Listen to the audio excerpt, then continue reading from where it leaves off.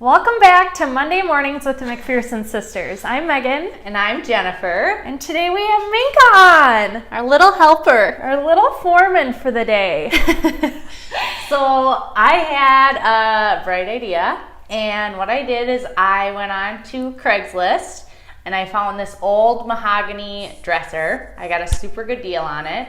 We actually drug my mom along with us just so we were safe about meeting a random on Craigslist, which I recommend all of you do. And it's a good tip to all of our viewers. Yes. Never purchase anything on Craigslist without your mom going. Yes. And so what we did is this weekend we actually went out there and I got a few different tips and tricks just from some people I've spoke with about refinishing furniture. And Megan and I are doing a DIY.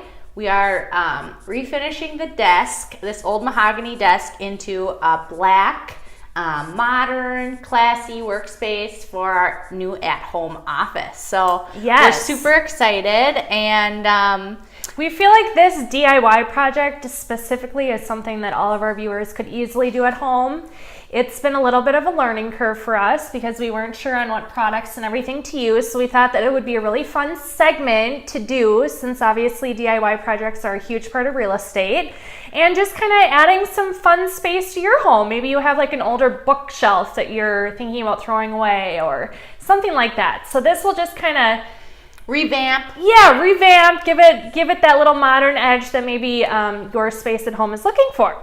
So Jen's bright idea was to purchase this mahogany desk, and when we purchased it, well, Jen, why don't you go grab, maybe one of the drawers will show the really good color of it. Oh, okay. So right now it's in its prime stage. So first, this is kind of, if you guys can see the finish of it, this is like the mahogany color. It was actually in really good condition. Yeah, it was. And we got it for $100. Which isn't that bad. And we first bought a product called Will Bond. Yep. Wasn't that what it was called? Yep, and it's like a liquid sandpaper, and what you do is you take a rag, you saturate the rag with Will Bond, and then you put it all over the finish. It kind of helps take the finish off. You let that sit, and then you get a really, really, really fine sandpaper. So I'd recommend like a 220 or a 320 sandpaper, because what that's going to do is it's just going to kind of rough it up enough so that that paint and product can absorb into the wood without scratching it or making the surface feel uneven or anything like that. Yeah, and one of the tips with the Will Bond, so Will Bond, it kind of looks like a little thing of gasoline. It smells like gasoline as well, so I recommend cracking your garage when you're doing this or wherever you're doing it. But when you're rubbing it on, you rub it on in a circular motion, and then once your rag starts to pull, you know that it's starting to kind of lift that top glossy layer off of the furniture that you're redoing. Right. And we let that sit overnight. Yeah, we did. So we just rubbed it on really good. We let it sit overnight. And then today, what kind of primer? Well, today we sandpapered it. Yep. So we did the sandpaper and just really fine, and just make sure that it kind of gets smooth and just enough to kind of, make it so this primer will really sink into the desk. Yep. So then what I did is I went to like the local paint store and I just told them what I was doing, and what they did is they made me a primer that has a little bit of a darker color in it, so it actually turned gray, because I want to paint it black. So you don't want a white primer if you're going to be painting in something black. Megan and I have a lot of black furniture in our home, and we don't have a lot of large pieces, but just little pieces that you can kind of refresh up with black. Really does just make it more modern. Mm-hmm. And then that way you don't have oak, and you don't have white oak, and you don't have maple, and you don't have all these different wood tones going on, even though that refurbished, reclaimed wood is kind of coming in and using a lot of those natural tones. This is just something that you can put with that kind of ties the pieces together. So what we did is we did a gray primer, and what we're going to do next is we're going to sand the primer. We're going to put another coat of primer on, and then we bought like a spray mechanism that I'm going to pour my paint into. I have to pour another solution in with it to kind of thin it out. So I'll do 1/3. I'm trying to remember what it's called. But I'll do 1/3 of that, and then I'll do 2/3 of paint, and I'll actually spray this on so it has a really nice finish and there's no brush strokes or anything like that. Yep. So again, the steps really are the Will Bond, sand, prime, sand, prime, paint, paint. paint. How many coats did they tell you to do with the black? They said do very thin coats until you are happy with it. So Okay, and something else that we learned too is with priming, you use a brush, but with the paint, you use spray. And they told us not to use spray paint. They told us to actually buy the paint. So if you go to your local paint store, they'll tell you it's like enamel paint, something. And you don't want it real shiny. You kind of want more of like a matte finish because that will hide a lot of imperfections. And then you do spray that. So you just bought a sprayer with that. Yep. Okay. So was there anything specific about the primer that they needed to know about? No. Just besides the color? You can really use any paint It's a multi-surface primer. Okay. Yeah. So multi-surface primer.